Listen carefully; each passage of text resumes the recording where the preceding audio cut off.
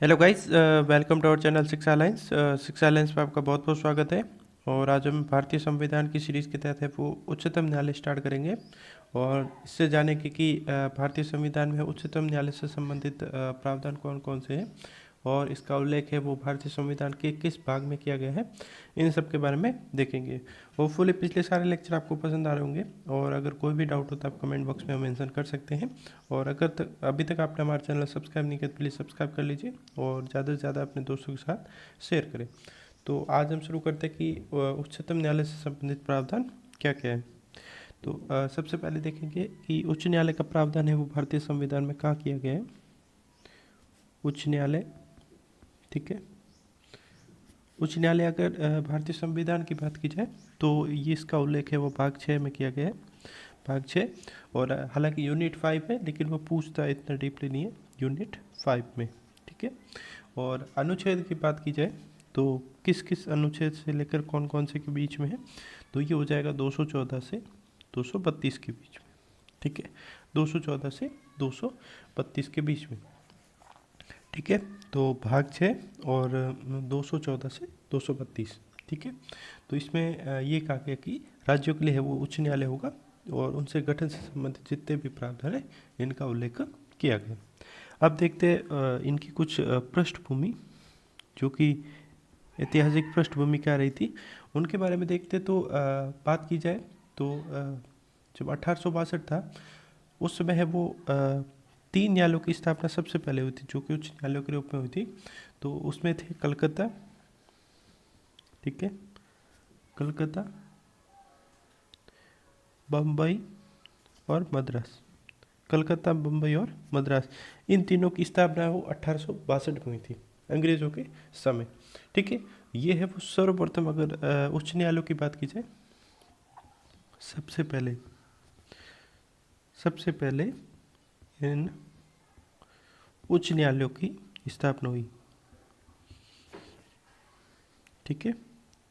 यहाँ पे इन 3 उच्च न्यायालयों की तो स्थापना हो गई, ये चीज़ तो ध्यान में रखनी है। कभी कभार ये पूछ लिया जाता है कि इसके बाद है वो तुरंत बाद किसकी न्यायालय की स्थापना हुई, तो यहाँ पे आगे चलकर 4 साल बाद ही 1866 में इलाहाबाद इलाहाबाद उच्च न्यायालय इलाहाबाद उच्च न्यायालय की है वो स्थापना हुई, इलाहाबाद उच्च न्यायालय की स्थापना। तो ये शुरुआत में देखा जाए तो ये 4 प्रमुख जगह पे है वो उच्च न्यायालयों की स्थापना कर दी गई थी, ठीक है। तो ये चीज़ है, इसके तहत हम देखेंगे। अब बात की जाए वर्तमान परिप्रेक्ष्य में, वर्तमान में कुल संख्या उच्च न्यायालय, यानी उच्च न्यायालयों की अभी संख्या कितनी है, तो उनकी बात की जाए तो वर्तमान में अभी 25 है, ठीक है। 25 हो गई है वर्तमान में, इनकी संख्या वो 25 हो गई है, ठीक है। अब बात करते हैं आर्टिकल्स के अकॉर्डिंग कि किस आर्टिकल में है वो क्या मेंशन किया गया, ठीक है। तो सबसे पहले हमने देखा था कि आर्टिकल 214 से लेकर है वो 232 के बीच में है वो उच्च न्यायालय के है वो प्रावधान है हाई कोर्ट के। तो हाई कोर्ट के उच्च न्यायालय के प्रावधान में हम देखते हैं कि आर्टिकल 214, ठीक है, आर्टिकल 214, ठीक है। आर्टिकल 14 में ये लिखा गया है कि प्रत्येक राज्य के लिए प्रत्येक राज्य के लिए एक उच्च न्यायालय प्रत्येक राज्य के लिए एक उच्च न्यायालय होगा, ठीक है। तो इसमें ये चीज़ अब ये आ गई कि कुछ जगह हम देखते हैं कि जो एक ही हाई कोर्ट है वो एक से अधिक राज्यों के लिए भी है। तो इसमें अब एक चीज़ ये ध्यान रखनी है कि 214 में क्या गया है, अगर वो पूछा था तो उसमें ये बोलना है कि प्रत्येक राज्य के लिए एक उच्च न्यायालय होगा, ठीक है। इसमें कहीं पे भी ये नहीं कहा गया कि एक से अधिक उच्च न्यायालय होगा, ये वो नहीं, 214 में यही बात की गई। अब यहाँ पे एक इम्पोर्टेंट चीज़ लगा कि इसको लिखना है, जो मेंशन करना है, आर्टिकल 231, आर्टिकल 231, आर्टिकल 231 में ये कहा गया है कि जो संसद है, संसद कुछ प्रावधान कर सकती है। संसद ये कर सकती है कि दो या दो से अधिक राज्यों के लिए एक ही उच्च न्यायालय की स्थापना, एक ही उच्च न्यायालय की स्थापना कर सकती है। ठीक है, एक ही उच्च न्यायालय की स्थापना कर सकती है। ठीक है, तो ये है वो संसद के पास राइट है आर्टिकल 231 के तहत।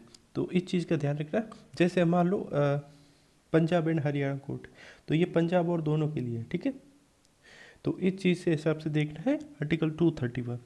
अब कई जगह ये कि स्टेट्स में भी है, जैसे तो अब वहाँ पे कुछ केंद्र शासित प्रदेशों के भाई है, वहाँ पे जजमेंट सुनी जाती है। तो ये चीज़ें है आर्टिकल 231 के हिसाब से गठित की गई कि अगर दो या दो से अधिक या दो राज्यों के लिए एक ही उच्च न्यायालय की अगर स्थापना करना है, तो ये आर्टिकल 231 के तहत इसको है वो ध्यान में रखना इम्पोर्टेंट है। ठीक है, उसके बाद में देखते हैं कि आर्टिकल 215 क्या है। आर्टिकल 215 जैसे हमने है वो हाई कोर्ट में, सुप्रीम कोर्ट में देखा था कि सुप्रीम कोर्ट में भी एक अभिलेख न्यायालय की बात की गई थी। तो यहाँ पे है वो उच्च न्यायालय,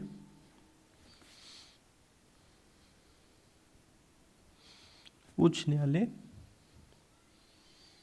का एक अभिलेख न्यायालय, अभिलेख न्यायालय। ठीक है, तो बेसिकली ये बात की जाए अभिलेख न्यायालय क्या होते हैं, तो उसके बारे में हम हल्का सा देख लेते हैं। अभिलेख न्यायालय, ठीक है, अभिलेख न्यायालय में इसका मतलब ये होता है एक तो रिकॉर्ड रखना, ठीक है, रिकॉर्ड रखना। दूसरा है जो है वो मनमानी, ठीक है, सो इसको मनमानी की जगह ये लिख सकते हैं कि अवमानना करने पर दंडित करने की शक्ति, दंडित करने की शक्ति, यानी अगर कोई कोर्ट की अवमानना करता है तो उसको दंड भी इसी के तहत दिया जाता है। तो अभिलेख न्यायालय के दो अर्थ निकल सकते हैं यहाँ पे। एक तो रिकॉर्ड रखना, यानी जितने भी अपने निर्णय लिए जाते हैं उनका रिकॉर्ड रखना। हो सकता है कि अगर जो अभी कुछ केस चल रहा हो और इससे कुछ इंटर रिलेट का वो पुराना डिसीजन है, तो है वो उसको आप आधार मान के वो डिसीजन दे सकते हैं कि इस निर्णय में ये कहा गया तो हम भी इस निर्णय में ये निर्णय करते हैं, तो इस चीज़ के लिए। और अगर कोई कोर्ट की अवहेलना या अवमानना करता है तो उसके तहत है वो दंड देना कोर्ट अभिलेख न्यायालय यानी आर्टिकल 215 का है वो यूज़ करेगा उच्च न्यायालय। ठीक है, तो इस चीज़ का है वो ध्यान में रखना है। बेसिकली ये चीज़ ये होती है कि कई बार जब निर्णय उच्चतम न्यायालय द्वारा किए जाते हैं तो उनकी वो आलोचना की जाती है, उनकी अवमानना की जाती है, तो उसके तहत इसको है वो दंड दिया जाता है। ठीक है, इस चीज़ का है वो ध्यान में रखना है। तो आर्टिकल 214 में ये हमने देख लिया था और 215 पे अभिलेख न्यायालय देख लिया। अब बात करते हैं तो आर्टिकल 216, आर्टिकल 216, आर्टिकल 216 में ये कहा गया है कि जो हाई कोर्ट में है वो हाई कोर्ट में जजेस की संख्या क्या होगी उससे संबंधित है, उसके बारे में दिया गया आर्टिकल 216 में। तो इसका ध्यान रखना है कि जो उच्चतम न्यायालय है उसका गठन कैसे होगा। तो इसमें ये दिया गया था कि जो उच्च न्यायालय का गठन एक मुख्य न्यायाधीश एवं अन्य न्यायाधीशों से होगा, अन्य न्यायाधीशों से होगा।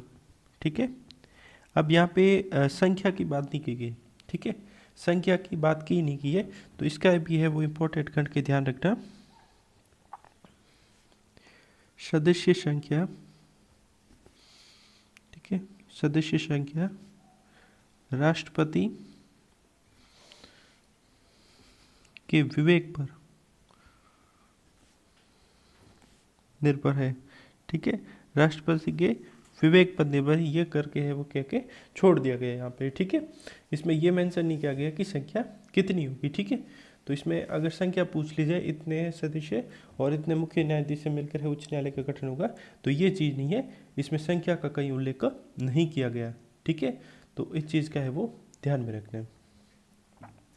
अब बात की जाए आर्टिकल 217 की, तो आर्टिकल 217 में हम सब पार्ट पढ़ेंगे, क्योंकि इसमें है वो नियुक्ति और योग्यता दोनों की बात की गई है। तो सबसे पहले हम देखेंगे आर्टिकल 217, ठीक है, और क्लोज 1, ठीक है। आर्टिकल 217 क्लोज ए, ठीक है। तो इसमें यह है कि न्यायाधीशों की नियुक्ति से संबंधित है वो वर्णन किया गया है। न्यायाधीशों की नियुक्ति, ठीक है, यानी कि न्यायाधीशों की है वो नियुक्ति कैसे होगी उससे संबंधित है, इसके बारे में वर्णन किया गया है, ठीक है। मान लो हाई कोर्ट के है वो जज, हाई कोर्ट के मुख्य न्यायाधीश, ठीक है, की नियुक्ति, ठीक है, की नियुक्ति। तो इसमें यह करेगा कि राष्ट्रपति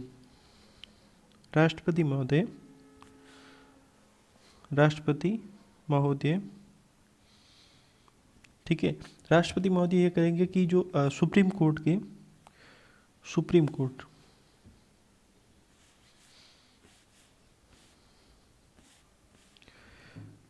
उच्चतम न्यायालय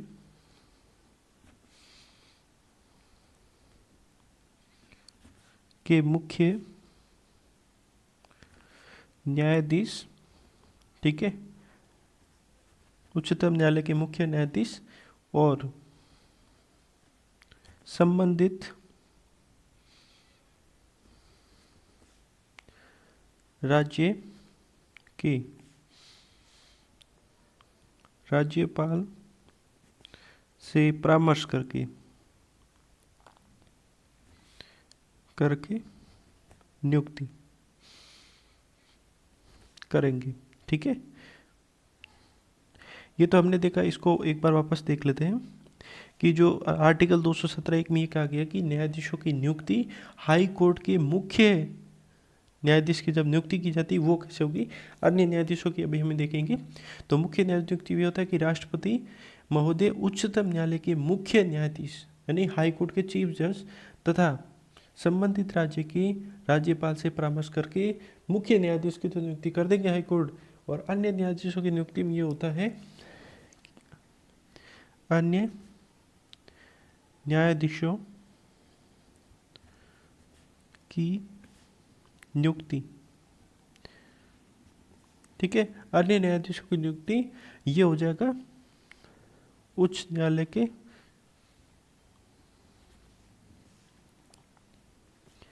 मुख्य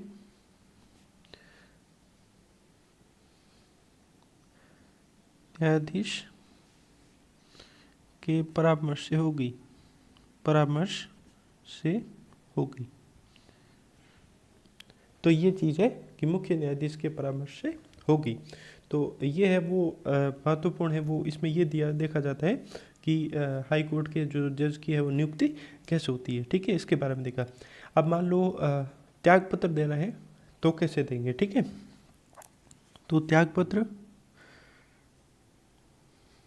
ठीक है, त्यागपत्र राष्ट्रपति को, इसको है वो ध्यान में रखना, ये बहुत है वो कन्फ्यूजेबल होता है कि त्यागपत्र है वो किसको दिया जाता है। तो त्यागपत्र है वो राष्ट्रपति को देंगे, ठीक है। उसके बाद में बात की जाए कार्यकाल, तो इनका कोई वैसे वर्षों में कार्यकाल नहीं है, 62 वर्ष पूर्ण होने पर, 62 वर्ष पूर्ण होने पर। तो ये है वो कुछ हमने प्रावधान देखे उच्च न्यायालय से संबंधित और जजों की नियुक्ति और किस आर्टिकल में है वो उच्च न्यायालय के गठन का प्रावधान किया गया और सदस्य संख्या का वर्णन है नहीं है और वो किस आर्टिकल में उल्लेख किया गया, इन सब के बारे में देखा और कौन से भाग में है उच्च न्यायालय का वर्णन किया गया, ठीक है। तो होपफुली ये लेक्चर पसंद आया होगा और अगर अभी तक आपने हमारा चैनल सब्सक्राइब नहीं किया तो प्लीज़ सब्सक्राइब कर लीजिए और ज़्यादा से ज़्यादा लोगों के साथ शेयर करें। और आप हमें इंस्टाग्राम पे फॉलो कर सकते हैं, फेसबुक पेज पे फॉलो कर सकते हैं और टेलीग्राम पे फॉलो कर सकते हैं। Thank you for watching.